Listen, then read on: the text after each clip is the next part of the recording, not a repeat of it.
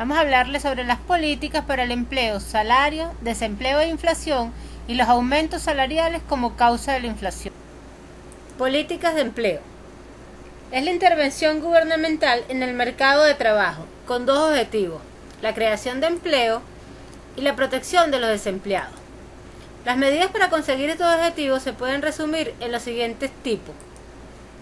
La actuación sobre las ofertas de trabajo no crea nuevos empleos, pero modifica la tasa de paro. Entre ellas está la variación de la población activa mediante cambio en la edad de jubilación o en la edad legal para empezar a trabajar. Luego tenemos las medidas sobre la demanda de trabajo. Estas van encaminadas a potenciar la actividad empresarial y de esa manera crear empleo. Incluyen incentivos a las pequeñas empresas privadas y el autoempleo, realizando reducción de los impuestos, subvenciones, entre otras, e inversiones públicas generadoras de puestos de trabajo. También tenemos la formación de los trabajadores. Tiene por objeto facilitar y mejorar la formación profesional de los trabajadores, especialmente aquellos con dificultades para acceder al primer empleo o para reinsertarse en el mercado laboral. Entre ellos tenemos los cursos, programas de iniciación profesional, entre otros. Y por último tenemos el Servicio de Información de Empleo. Tiene como fin intermediar de forma eficaz entre las ofertas y las demandas de trabajo, facilitando su encuentro. Estos servicios no solo informan, sino que también orientan y asesoran tanto a la empresa como a los trabajadores desempleados, incluyendo la posibilidad de que estos se constituyan en autónomos y se autoempleen. Salario y políticas salariales. Se denomina salario al dinero que una persona recibe como consecuencia de realizar un determinado servicio, dinero que se concede de forma regular cada cierto periodo de tiempo. Políticas salariales. Es el conjunto de principios y directrices que reflejan la orientación y la filosofía de la organización con respecto a las remuneraciones de los empleados. Las políticas salariales deben de tener estructura de cargos y salarios, salarios de admisión para las diversas clases salariales y la prevención de ajustes salariales. A continuación les hablaremos sobre la importancia de las políticas salariales dentro de una empresa. Toda persona que realice una labor busca ser remunerado económicamente y que esta compensación sea justa. El salario satisface las necesidades básicas de los trabajadores y los integrantes de su familia y también es uno de los principales costos de producción de un empresario, en la mayoría de los casos. Para mantener el equilibrio es necesario un manejo adecuado. Contar con unas políticas salariales justas constituye un factor clave para la administración de las finanzas. El objetivo principal de contar con unas políticas salariales es ofrecer una remuneración equilibrada y constante a los empleados. Los salarios mínimos están regulados por los estados, lo que implica que no es la decisión de los empresarios fijar los montos mínimos que se pagan. Pero toda política de compensación incluye la definición de las siguientes referencias para cada uno de los puestos de trabajo que componen el organigrama de la empresa. Estos serían el salario base, las horas extras, los bonos de productividad y antigüedad, los viáticos, dietas y gastos por transporte y las compensaciones no monetarias. Para comenzar a definir las políticas de compensación se debe fijar primero las clases de salarios base, siendo este el que se fija por tiempo determinado, normalmente cada mes o por la realización de algún trabajo especial cuando se contrata por una obra. Es importante resaltar que la compensación de los empleados de una empresa puede ser de índole salarial y otra constituye ingresos no vinculados con el salario, como pueden ser premios por productividad, viáticos, entre otros. Vamos a hablarles sobre la inflación y sus causas. La inflación es la continua y persistente subida del nivel general de precios y se mide mediante un índice de costos de diversos bienes y servicios.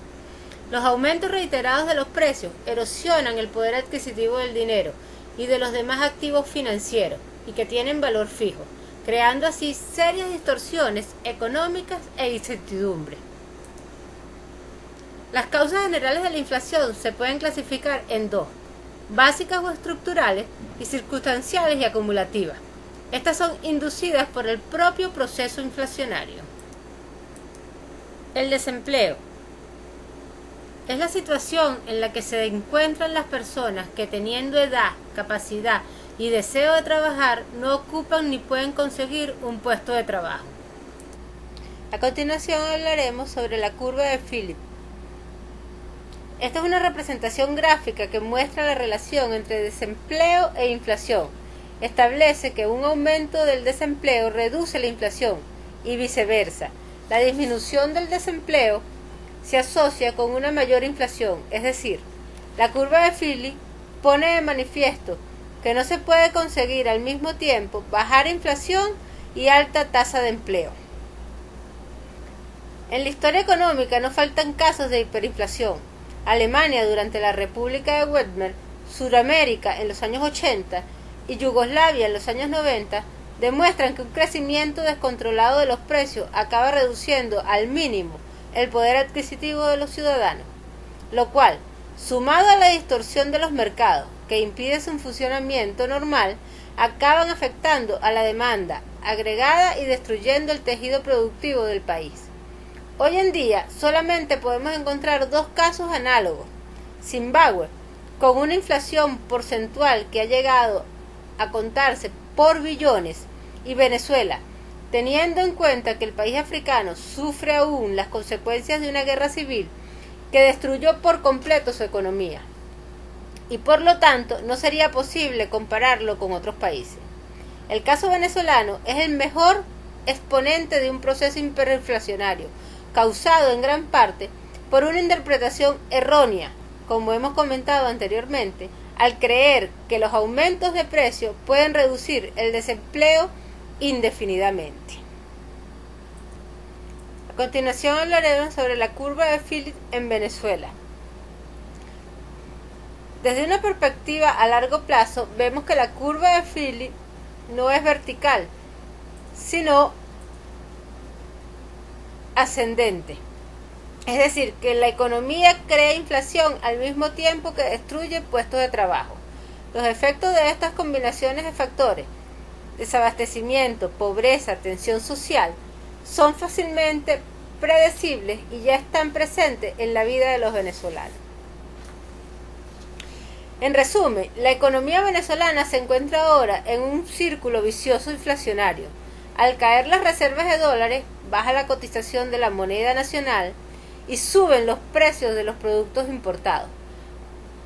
Para solucionar, el gobierno recurre a aumentos de gasto público y revisión salariales, lo cual aumenta la demanda agregada, pero al mismo tiempo impone controles de precios, desincentivando la producción y por lo tanto disminuyendo la oferta.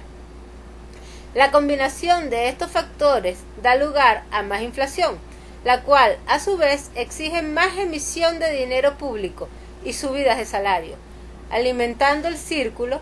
Mientras tanto, un crecimiento de los precios cada vez más descontrolado impide cualquier tipo de inversión en el país, ya que se distorsiona la percepción de los costos y la rentabilidad a largo plazo, lo cual contribuye también a una menor oferta y a la pérdida de puestos de trabajo. Es así como Venezuela ha conseguido invertir la curva de Phillips. A continuación, y por último, vamos a hablar sobre los aumentos salariales como causa de la inflación. Sabemos que cuando hay inflación significa que el valor de la moneda es inferior, por lo que se da una subida generalizada de los precios de los bienes de consumo. Ahora bien, ¿qué ocurre con los salarios? Bueno, es evidente que cuando los bienes y servicios sufren un incremento en sus precios, se hace necesario que nuestro salario también se vea incrementado. De lo contrario, cada vez nuestro poder adquisitivo sería menor. En otras palabras, con el mismo salario podríamos adquirir menos cosas. Esto tiene que ver con la masa monetaria en circulación. Los operadores económicos saben que una de las causas más comunes del aumento en la inflación es el incremento de esta masa monetaria, ya que al haber más circulante, todos los precios suben, incluyendo los salarios. La inflación afecta también los costos de producción, aumenta el costo de materia prima y mano de obra o salario, lo que se ve reflejado en un aumento de precio. Para finalizar, podemos decir que existe una relación directa entre inflación y salario, ya que los salarios se ven afectados por la inflación y esta a su vez es causante por diferentes motivos como el incremento del circulante, un desequilibrio entre la demanda y la oferta y un incremento en todos los costos de producción.